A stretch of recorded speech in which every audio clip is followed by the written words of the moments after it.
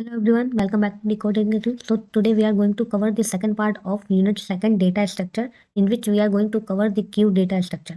Means हम लोग ने पहले पार्ट में स्टैक डेटा स्ट्रक्चर पढ़ा था, क्योंकि आपका जो डीएसए का सिलेबस है वो बहुत वास्ट है, तो उसे कवर करने में हमें थोड़े पार्ट्स में डिवाइड करना पड़ रहा है।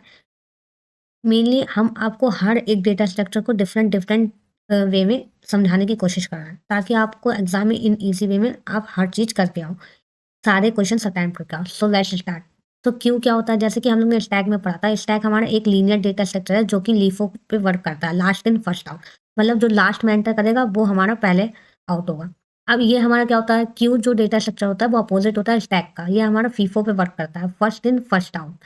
जो पहले जाएगा वही पहले निकलेगा। सपोज दैट जब हमारा जो हमारी लाइन होती है असेंबली की, स्कूल में आप लोग असेंबली करते थे, तो उसमें जो लाइन थी उसमें जो पहले नंबर पे खड़ा होता है स्टूडेंट वो पहले निकलता है, and then one by one निकलते हैं। तो वैसे ही हमारा क्यू डेटा स्ट्रक्चर था। क्यू डेटा स्ट्रक्चर में जो भी हमारा पहले वेरिएबल जाएगा वो हमारा पहले आउट होगा। तो आप इसमें हम लोग इसमें भी हमारे सेम दो हमारे इम्प्लीमेंटेशन होते हैं, स्टैटिक और डायनेमिक। मतलब एरे का यूज़ करके और लिंक्ड लिस्ट का यूज़ करके। मैं ऑलरेडी स्टैक में आपको ये चीज़ समझा चुकी हूँ, तो आप मेक श्योर करिए कि आप जो लास्ट वीडियो है वो देख के आएँ, ताकि आपको ये और अच्छे से समझ आए। तो स्टैटिक इम्प्लीमेंटेशन क्या होता है, इसमें हम लोग एरे का यूज़ करते हैं क्यू को इम्प्लीमेंट करने के लिए। मीन्स हम लोग एक एरे फिक्स साइज का ले लेते हैं, जितने हमें एलिमेंट इंसर्ट करने हो। लाइक अगर हमें 10 एलिमेंट इंसर्ट करने हैं क्यू के अंदर, तो हम लोग एक 10 साइज का एरे ले लेंगे, and then one by one उसमें डेटा को इंसर्ट करेंगे। इसमें हम लोग जैसे हम लोग जो हमारा स्टैक डेटा स्ट्रक्चर था उसमें हम लोग टॉप वेरिएबल लेके चलते थे। इसमें हम लोग दो वेरिएबल लेके चलेंगे, front variable and rear variable. जो फ्रंट वेरिएबल होता है उसे हम लोग डिलीशन के लिए यूज़ करते हैं, और रियर हम लोग इंसर्शन के लिए यूज़ करते हैं। स्टार्टिंग में हम लोग दोनों की वैल्यू सेम असाइन करते हैं, फ्रंट की वैल्यू भी -1 और रियर की वैल्यू भी -1। अब जैसे जैसे हम लोग इंसर्ट करते हैं डेटा, वैसे वैसे हम लोग रियर की वैल्यू और फ्रंट की वैल्यू को इंक्रीज करते जाते हैं।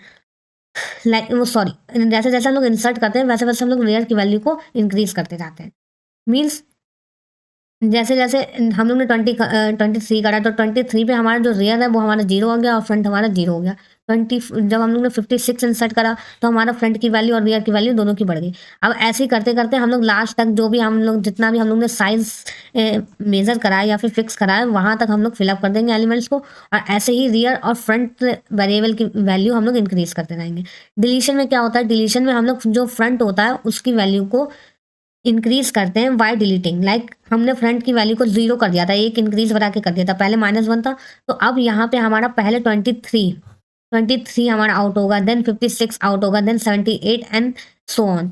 तो वैसे ही जैसे जैसे, लेकिन यहाँ पे जो हमारी रियर की वैल्यू है वो हमारी सेम रहेगी।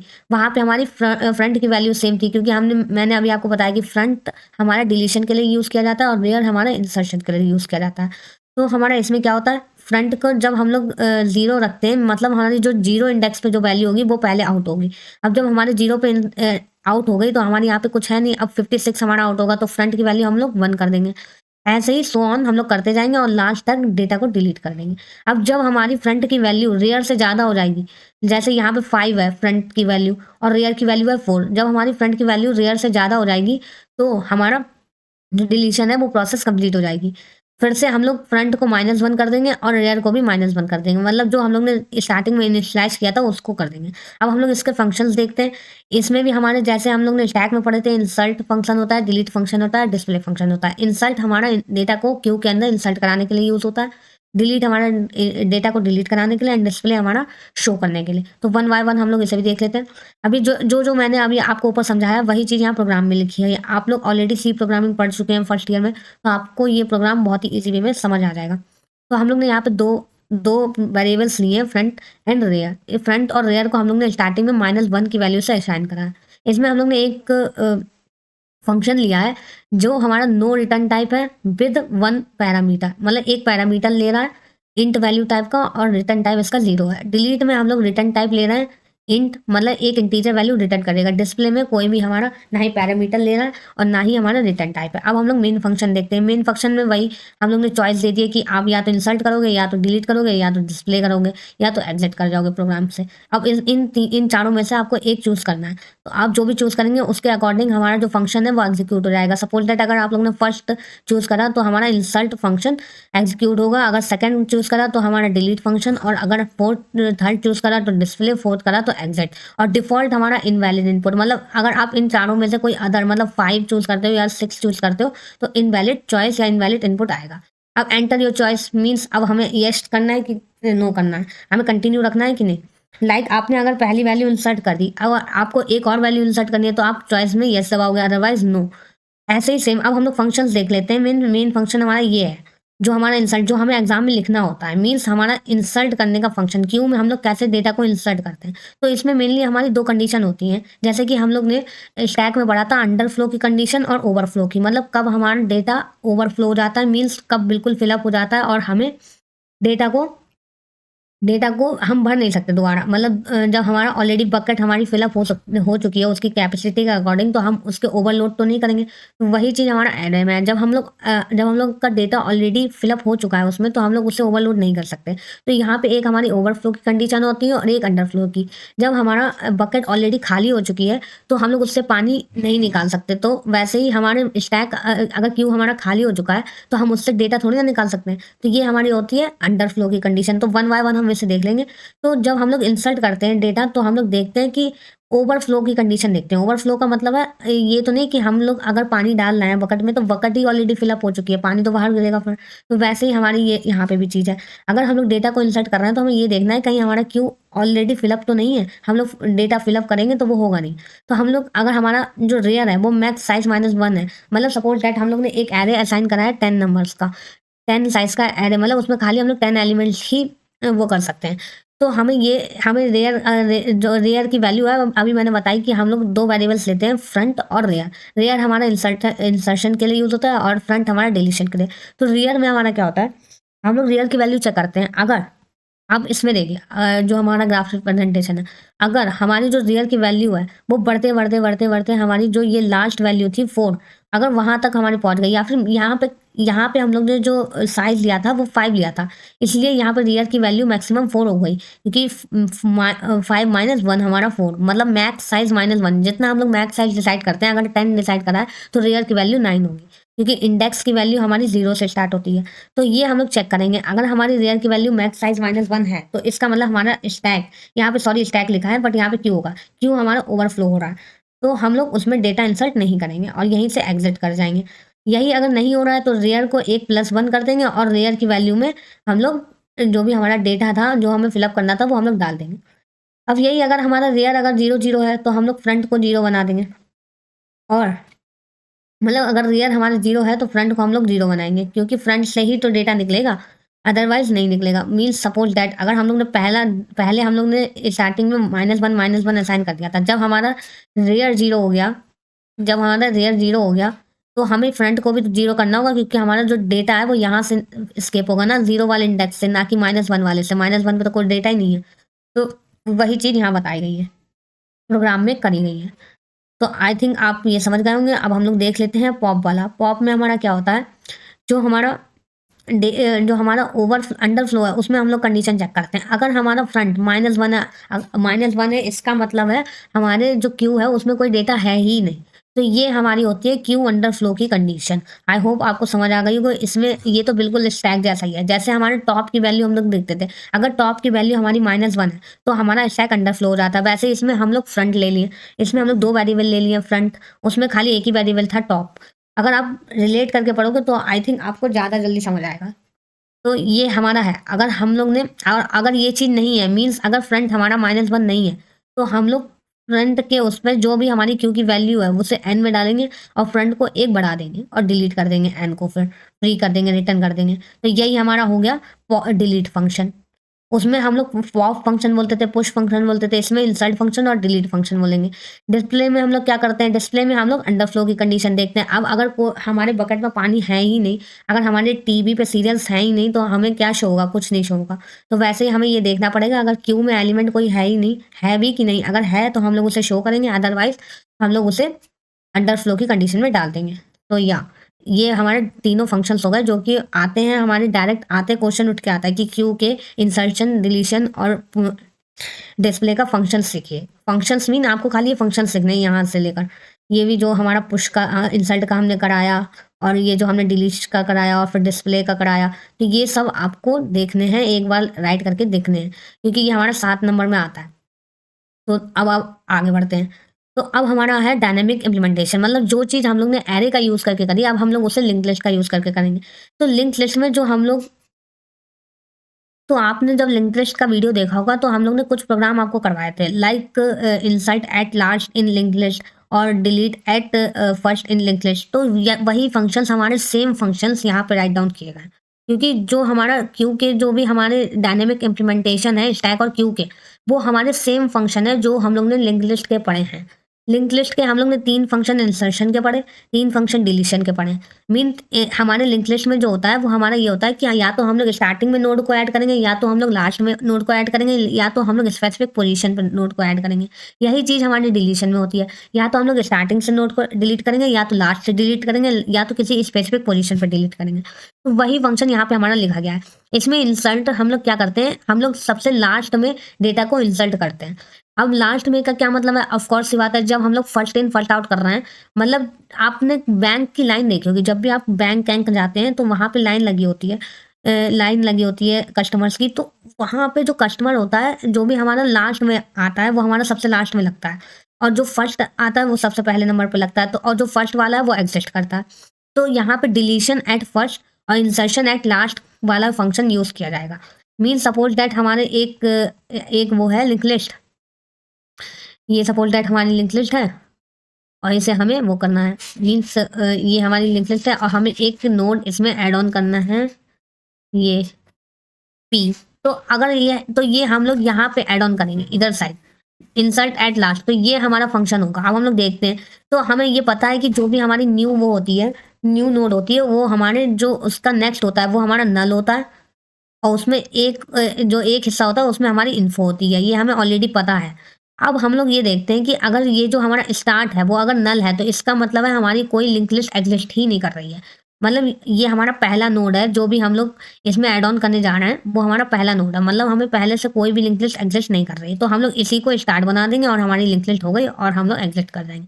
अगर ऐसा नहीं है तो हम लोग एक पॉइंटर लेंगे टैम्प, टैम्प को हम लोग स्टार्ट में रखेंगे, और टैम्प का नेक्स्ट जब तक नल नहीं हो जाता, मतलब यहाँ पे जब तक हम लोग नहीं पहुंच जाते लास्ट उस पे, तब तक हम लोग इसे ट्रैवर्स करते रहेंगे एक डायरेक्शन में। उसके बाद जब हम लोग यहाँ पे पहुंच जाएंगे तो टेम्प के नेक्स्ट का नेक्स्ट जो है उसमें हम लोग पी को डाल देंगे, ये टेम्प के नेक्स्ट में हम लोग पी को डाल देंगे, तो ये हमारा हो जाएगा एड ऑन उसमें। अब यही अगर हमें डिलीशन करना है तो हम लोग ट्रैवर्स करते करते लास्ट तक पहुंचेंगे, और जो टेम्प का नेक्स्ट है उसे नल बना देंगे, टेम्प के नेक्स्ट को नल बना देंगे और टेम्प की इन्फो को डिलीट कर देंगे। तो ये हमारा हुआ डिलीशन फंक्शन। अब मेन हमारा एक चीज आता है सर्कुलर क्यू। अब जो हमारी लीनियर क्यू है उसमें हमारी एक दिक्कत आती है। सपोज दैट अब जब हमारा जो डिलीशन है वो फर्स्ट से हो रहा है और जो हमारा इंसर्शन है वो लास्ट से हो रहा है, तो जब डिलीशन हो रहा है हमारा फर्स्ट से, तो जो हमारी फर्स्ट वैल्यू है तो वो तो हमारा खाली रहेगा ना स्पेस, तो ये हमारी प्रॉब्लम आती है स्पेस की। जैसे कि हमने यहाँ से खाली कर दिया, लेकिन इंसर्शन हमारा लास्ट से हो रहा है, यहाँ से खाली कर दिया। अब ये देखो, अब ये दो हमारी स्पेस खाली है, तो यहाँ पे डेटा भरा जा सकता है, लेकिन तब भी ये स्पेस तब तक खाली रहेंगी जब तक हमारे सारे एलिमेंट डिलीट ना हो जाए। तो ये हमारी लीनियर क्यू की एक लिमिटेशन है जिसे फुलफिल कर रहा है सर्कुलर क्यू। सर्कुलर क्यू क्या करता है, वेट करिए, इसमें सर्कुलर क्यू में क्या होता है, जो हमारा इंसर्शन होता है और डिलीशन होता है वो दोनों साइड से होता है। मीन्स दोनों साइड से मीन्स है, जैसे कि हम लोग ने यहाँ 0 से लेकर यहाँ तक हमारा इंसर्ट कर दिया, सपोज दैट ये जो हमारा डेटा है। अब अगर हम लोग ने यहाँ से 21 को रिमूव करा, 21 को यहाँ रिमूव करा, ये हमारा रिमूव हो गया यहाँ से। अब यहाँ पे हम लोग 0 की जगह पे कोई भी वैल्यू डाल सकते हैं, इट्स अप टू अस। अगर यहाँ पे कोई पर्सन दूसरा आता है सर्कुलर क्यू क्या करता है, उसकी जो लिमिटेशन होती है लीनियर क्यू की, उसे फुलफिल करता है with the help of underflow condition changing. Means हम लोग क्या करते हैं, जब हमारा डेटा जो फ्रंट लाइन से डिलीट होता है, उसी के साथ उसकी जगह पे हम लोग इंसर्शन कर सकते हैं। जब हम लोग ये हम लोग ने जो 1 इंडेक्स है उस पे डेटा 0 और 1 इंडेक्स पे डेटा को डिलीट करा, तो हम लोग यहाँ पे कोई और डेटा इंसर्ट कर सकते हैं। मीन्स हम लोग को वेट नहीं करना पड़ेगा जब तक हमारा लास्ट डेटा डिलीट ना हो जाए, लाइक दिस। तो ये हमें वेट नहीं करना पड़ता है सर्कुलर में, जिसकी वजह से हमारी जो स्पेस कैपेसिटी होती है वो बचती है, टाइम कॉम्प्लेक्सिटी बचती है। तो ये हमारा सर्कुलर क्यू होता है, जिसे हम लोग यूज करते हैं लीनियर क्यू की ड्रॉबैक के लिए। इसमें हमारी ओवरफ्लो की जो कंडीशन होती है वो खाली चेंज हो जाती है। जो फ्रंट हमारा उसमें जो होता है लीनियर वाले में, उसमें हमारा होता है -1, और इसमें हमारा रेयर +1 मॉड मैक्स साइज। ये कंडीशन जरूर आप एक बार देख लीजिएगा, मेनली आपको कंडीशन देखनी है। ये बाकी फंक्शंस हमारे ज़्यादातर सेम ही है। अंडरफ्लो में हमारा जो होता है वो हमारा कंडीशन होती है -1 की। तो यही हमारे हो चुका है सर्कुलर क्यू। इसी के साथ अब डिस्प्ले फंक्शन देख लेते हैं। डिस्प्ले में इसमें हमारे जो फॉर लूप होते हैं, मतलब नेस्टेड फॉर लूप का यूज़ करते हैं हम लोग डिस्प्ले कराने के लिए। जैसे ही हम लोग ने फॉर लूप लिया, उसके बाद एक कंडीशन लगाई, उसके अंदर एक फॉर लूप लिया और हम लोग ने डेटा को डिस्प्ले करा। तो आप इसी के साथ देख सकते हो, ये ऑलरेडी हम लोग पढ़ चुके हैं डिस्प्ले करना। आप एक बार इसे लिख के देख लीजिएगा, जिससे आपके जब एग्जाम में आए तो आप इजी वे में कर दो। अब हम लोग डायनेमिक देखते हैं। डायनेमिक में हम लोग कैसे इसे रिप्रेजेंट करेंगे, जो हम लोग ने सर्कुलर लिंक लिस्ट पढ़ा था हम लोग ने यूनिट 1 में। जैसे कि यूनिट 1 में जब हम लोग लास्ट में सर्कुलर क्यू के डेटा को किसी नोड को ऐड ऑन करते थे एग्जिस्टिंग लिस्ट में, तो जो प्रोग्राम हमने उस टाइम पढ़ा था वही प्रोग्राम है सेम। आई डोंट थिंक मुझे इसे रिपीट करना चाहिए, क्योंकि इससे वीडियो ही लेंथी होगा आपका, और आपका एग्जाम भी आ रहा है। मैं आपको बस ये सजेस्ट करूंगी कि ये जो प्रोग्राम है यहाँ से लेकर यहाँ तक, इसे आप एक बार अपने हाथों से किसी पेन या कागज पे लिख के देख लीजिए एक बार, ताकि आपको सब ऑलरेडी पता होगा। ये चीज़ें ऑलरेडी पढ़ा दी जा चुकी हैं, जिससे आपको ऑलरेडी आती हैं ये चीज़ें, कि हम लोग ने पॉइंटर क्रिएट करा, फिर एक हम लोग ने इंसर्ट करवाया है डेटा यूज़र से, एंड देन हम लोग चेक करेंगे कि अगर हम लोग स्टार्ट नल है, इसका मतलब हमारी जो लिंक लिस्ट है वो एग्जिस्ट ही नहीं कर रही है। तो ये चीज़ मैं बार बार पढ़ाने से वीडियो लेंथ होगी और कुछ नहीं, बाकी और आपका टाइम भी वेस्ट होगा। तो मैं बस ये आपको सजेस्ट करूँगी कि आप एक बार इसे लिख के देख लीजिए। वही है जो हम लोग ने टाइम को रिवर्स करा, यहाँ तक पहुँचा दिया, उसके बाद हम लोग ने सर्कुलर क्यू का ये जो कंडीशंस थी, ये जो हमारी मेन कंडीशंस हैं, ये हमारी मेन कंडीशंस हैं। इसे आप लोग रिमेंबर, और ये रिमेंबर तभी होंगी जब आप लिख के देखेंगे अपने हाथों से खुद। तो इसी के साथ हमारा लिमिटेशंस होता है। अब डबल एंडेड क्यू होता है। डबल एंडेड क्यू, तो डबल एंडेड डेटा क्यू क्या होता है, इसमें हम लोग जो डेटा होता है वो 2 एंडेड से इंसर्ट कर सकते हैं। जैसे उसमें हमारा जो लीनियर सिंगल जो हमारा इंसर्शन एंडेड क्यू होता है, उसमें हम लोग खाली एक ही एंड से डेटा को डिलीट कर सकते हैं या इंसर्ट कर सकते हैं। इसमें हम लोग दोनों साइड से, इधर से भी और इधर से भी। मीन्स हम लोग इंसर्ट कर सकते हैं फ्रंट साइड से भी और डिलीट कर सकते हैं फ्रंट साइड से भी, और इंसर्ट हमारा रेयर साइड से भी कर सकते हैं और डिलीट भी कर सकते हैं। तो ये हमारे 4 फंक्शन होते हैं। इसमें जो ओवर फ्लो की कंडीशन है वो हमारी -1 होती है। In the function of insert front end, मतलब हम लोग इंसल्ट कर रहे हैं फ्रंट एंड से। ये जो है हमारा, इसमें जब हमारा इंसर्ट कर देते हैं तो फ्रंट की वैल्यू को हम लोग एक डिक्रीज करते जाते हैं। मीन्स 5 है तो -1 कर देंगे। तो ऐसे ही हमारा डिलीट का फंक्शन होता है। इसमें हम लोग रेयर का फंक्शन करते हैं। मीन्स जो हमारा रेयर है, रेयर की साइड से हम लोग डिलीट करेंगे। जब हमारा रेयर हमारा -1 हो जाएगा तो हम लोग उसे डिलीट करेंगे और उसकी वैल्यू को डिक्रीज करते रहेंगे यहाँ से। तो यही हमारे फंक्शन हो गए डबल एंडेड क्यू के, जिसमें हम लोग दोनों साइड से डेटा को इंसर्ट और डिलीट कर सकते हैं। प्रियोरिटी क्यू क्या होता है? प्रियोरिटी क्यू में हम लोग हमारा एक कॉन्सेप्ट होता है डेटा स्ट्रक्चर का, जिसमें एलिमेंट को हम लोग प्रोसेस करते हैं, इंसर्शन करते हैं, डिलीशन करते हैं उसके प्रियोरिटी के बेसिस पे। जैसे कि हमारे अगर किसी बैंक में लाइन लगी हुई है किसी कस्टमर्स की, तो उसमें जो एजेड पर्सन्स होते हैं उनको ज़्यादा प्रियोरिटी दी जाती है कि वो अपना काम पहले करवा लें, ताकि उन्हें हेल्प हो सके, क्योंकि उनकी एज कुछ ज़्यादा है। तो यही हमारा होता है प्रियोरिटी क्यू में। प्रियोरिटी क्यू में हमारे जो इंसर्शन और डिलीशन ऑपरेशन होते हैं वो प्रियोरिटी के बेसिस पे होते हैं। जिनकी प्रियोरिटी ज़्यादा होगी वो पहले करे जाएंगे, और जिनकी प्रियोरिटी कम होगी वो बाद में करे जाएंगे। तो यही था हमारी इस यूनिट में। इस यूनिट में हमारी मेनली इसे डिवाइड किया गया है 2 चीज़ में, एक तो स्टैक में डेटा और एक क्यू में। तो स्टैक वाला मैं ऑलरेडी पिछले वीडियो में कवर कर चुकी हूँ, और इस आप सपोज दैट ये जो हमारी डेटा स्ट्रक्चर में यूनिट्स हैं वो एक दूसरे से लिंक है। अगर आपको लिंक लिस्ट नहीं आता तो आप स्टैक और क्यू में फंस जाओगे, और अगर आपको स्टैक और क्यू नहीं आता तो आप आगे फंस जाओगे। तो आई होप आप हर चीज़ मेंटेन करके चलो। मीन तो पहली यूनिट पढ़ो, फिर सेकंड यूनिट पढ़ो, फिर थर्ड यूनिट पढ़ो, एंड सो ऑन। ताकि आपको हर चीज़ क्लियर हो। और ये सब्जेक्ट भी बहुत अच्छा है, बहुत ही अच्छा है, आपकी इंटरव्यू में भी काम आएगा, आपके सेमेस्टर में भी काम आएगा और हर जगह काम आएगा। सो आप वो CS के स्टूडेंट हो तो आपको तो पता ही होगा कितना इंपॉर्टेंट है ये सब्जेक्ट, आपके टीचर्स ने भी बताया होगा। सो इसी के साथ मैं इस वीडियो को ख़त्म करती हूँ। Thank you for watching this video. आप एक बार लिंक लिस्ट और स्टैक और क्यू के प्रोग्राम लिख के देख लीजिएगा, इससे बाहर आएगा ही नहीं। सो मेक श्योर आप हर चीज़ लिख के देख लो एक बार। प्रोग्राम तो स्पेशली मुश्किल से आपको आधा घंटा नहीं लगेगा सारे प्रोग्राम लिखने।